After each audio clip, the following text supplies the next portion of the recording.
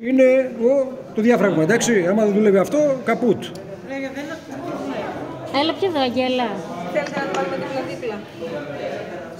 Βασικά ναι, τον άνω το ένα μέσα και το άλλο έξω δεν βολεύει καθόλου. Εντάξει. Βλέπετε το διάφραγμα. Ναι.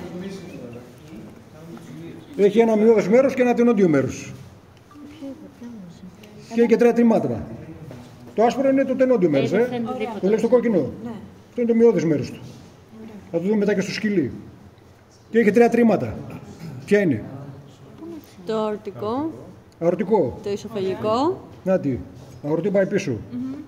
Ισοφάγος περνάει από εδώ Και τις οπίσθες σκύλης φλέβας, εντάξει. Αορτικό, ισοφαγικό, Τέρμα πάνω, σκύλης φλέβας. αορτικό. Ωραία. Ακριβώς κάτω από τα σώματα των σπονδύλων, εντάξει. Ωραία. Μετά ισοφαγικό. Μετά ισοφαγικό, στη μέση και τέρμα κάτω, τις οπίσθες σκύλης φλέβας, εντάξει. 3 τρίματα, μάλιστα. Εδώ τι αριθμό? Στα 56, κάτι ρωμαϊκά εδώ πέρα. Έχουν